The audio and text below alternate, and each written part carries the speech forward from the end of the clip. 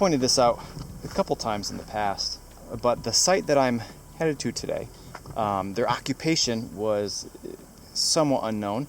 Landowner isn't sure, they just know that it's up here. And looking at this trail that I'm on, I have a pretty good idea of what their occupation was. As I'm walking up here, I can see on these trees on the edge, they're all scarred up.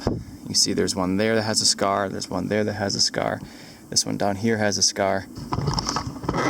And that was when they were dragging timber down. They would chain up several logs and they would drag them down, and as they would come, they would flail around and smash into the trees along the edges of the road.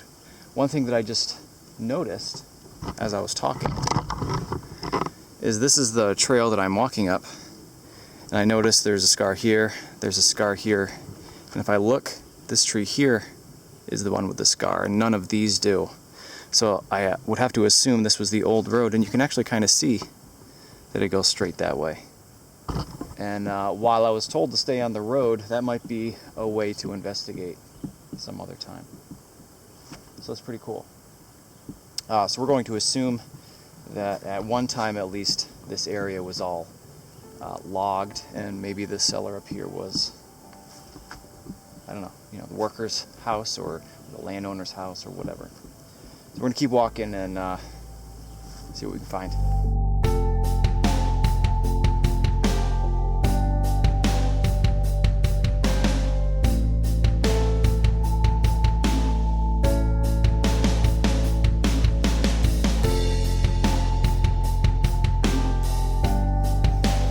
So I'm walking towards the site still, staring at the ground as I walk, looking for signs of activity, and I just found some brick. Looks like it's pretty old. It's all over the place. It's a pretty good indication that there might be a home site around here. And just down the trail, just a little bit more, is a little horseshoe. It's a tiny one. That's what it is.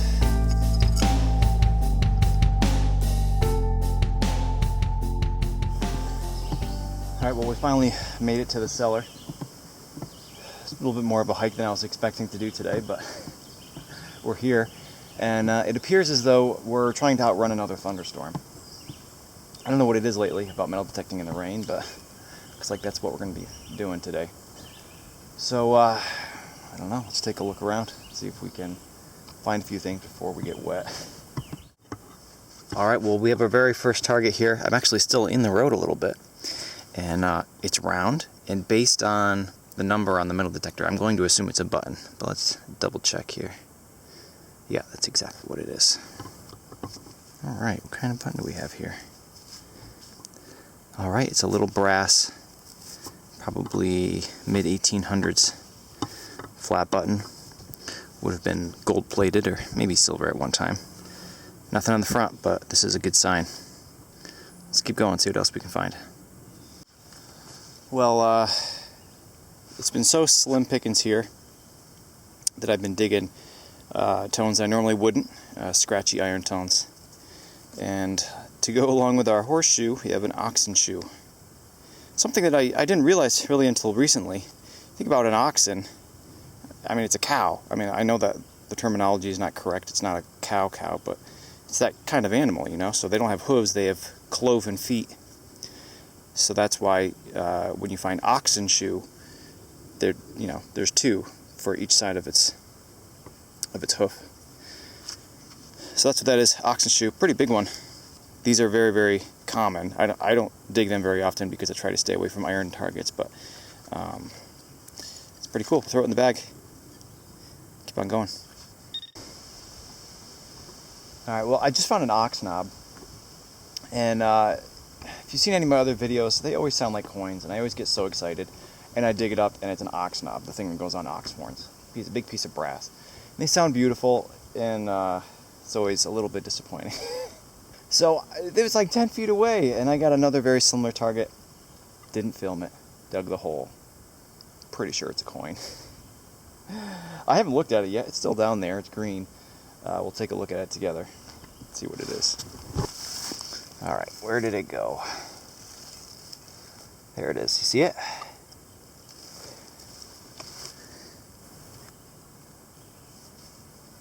I'm gonna get my flashlight out. Maybe we can get a better look at it. Oh, there it is. Look at that. That's a US large scent. Get a date. Nope. It's pretty caked with dirt. Well, that's exciting. A nice surprise. Just goes to show that you never can tell. Just dug an ox knob.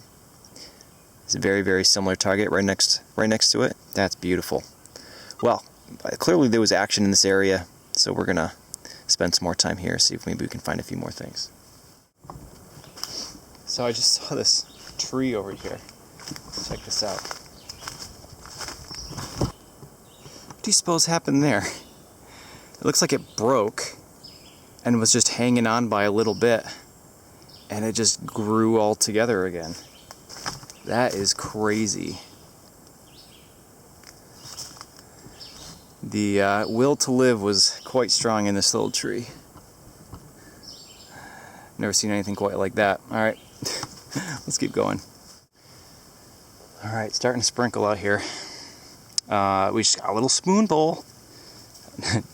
Not uncommon, but this is a pretty nice one. See, it's got that little scallop design on the back. Looks like it was probably silver-plated brass. Not the nicest, but a nice one. Let's keep going. Alright, check this out. First of all, look at the color of the soil. Like a beautiful red. It wasn't like this anywhere else in this area. But that aside, look at this giant piece of brass I just found. Best I can tell, this is a reins guide for like a wagon. You know, the reins would go through there. It goes to the horses, but that's very cool. I found quite a few of these. They sound great on the metal detector, but this is a pretty nice one. It's broken, maybe. I don't know. I can't tell if it's broken or if it's supposed to be like that. Pretty cool. Alright, let's keep going. Well, I just got a shotgun shell target. Thought for sure that's what it was going to be. And it turns out to either be a button without a shank on it, or it might even be a small scent. I'm not sure if it's modern yet or not.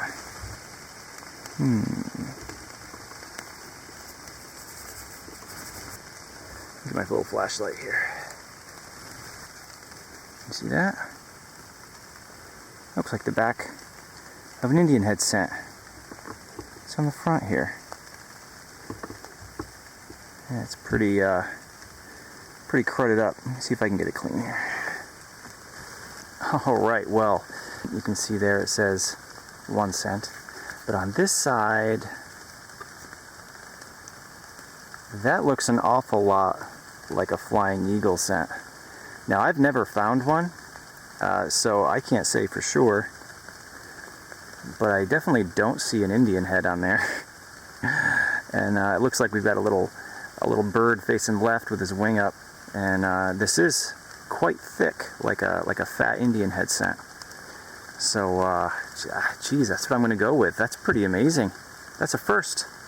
I don't have a whole lot of things on my bucket list, but that's one of them. That is awesome. Yeah, that's for sure what it is. I can see it. Look at that. That is awesome. Flying eagle scent. Beautiful. All right. Well, hey, makes the rain worth it. All right. Let's keep going a little bit longer.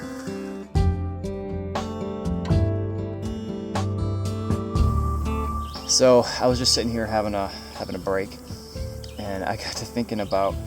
There's some of you who comment on my videos, just a few, who just have the weirdest fixation on my clothes. Particularly the holes in the knees of my jeans and my shoes. Now, some of you may be happy to hear that I bought new shoes. Still have the holes in my pants, but here are my new toe shoes that I got.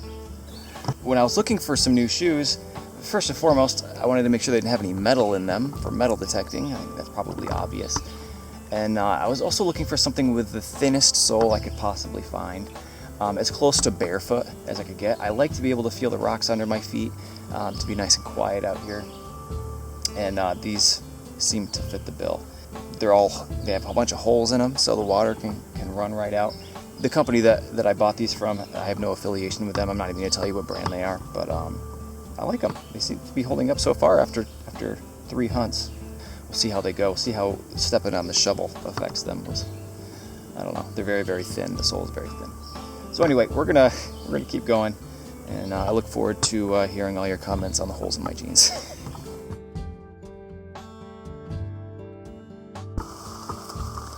All right. Well, I don't show buttons very often unless they're fancy, and this one is pretty fancy. Look at that. It's got dimples and a little star pattern around the outside. You can see a little bit better on the inside. Looks like the shank's still there. Nice. Beautiful. It's got dimples similar to a thimble almost on the front. All right. Cool. Let's keep going. All right. Well, I just dug a pretty crummy signal, and it wound up being just a square nail. But also in the hole, check this out. That's a bone. An old bone. Almost without a doubt, their dinner. You know, I'm right next to the cellar, so that's pretty cool. Maybe I'm in their dump here. I don't know. I'm really close to it. I can't imagine they would have thrown out the garbage this close to their building, but that's what that is. All right, let's keep going. All right, I got a pretty scratchy signal. And I'm pretty close to the cellar, so there's lots of nails around here. And I popped the plug. Do you see that? That appears to be a 2-piece button, which is a little surprising because I've been finding tomback buttons here. But it appears there's like something on there. What do you think? Oh man, what is that? What do you think?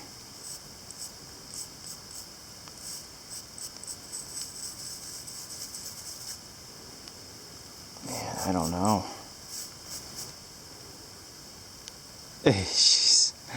Well, that is not something I recognize.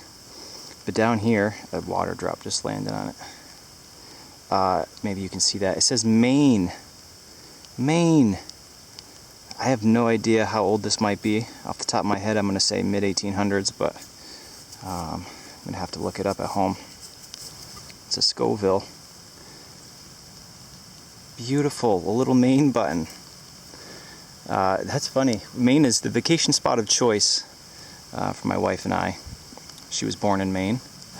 She's going to think that's pretty cool. Beautiful. You know, I've said this before, but I find a lot of buttons. Half a dozen buttons each trip out. Almost all the time there's no writing on them. So when you do find one that has some writing, it gives you a little bit of context, it gives you some history. I'm excited to go home and research this, see what it is exactly, and it's just a lot more exciting. That's very, very cool. Alright, it's raining pretty good now. Let's start thinking about getting out of here. Alright, well, and with that, it's raining so hard now we're going to get out of the woods. The video a couple weeks ago where I detected for hours in the rain, I'm not going to do that again. All of my bags and stuff took like 4 days to dry out.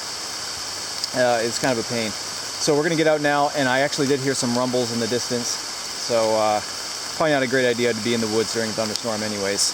We found some pretty nice things. I'm pretty excited about what we found. Let's see, we got a couple animal shoes here. We have 1, 2, 3, 4 spoons. And in fact, this one's pewter, which is quite old. I'm excited about that one. As far as other things we might be able to find at the site later on.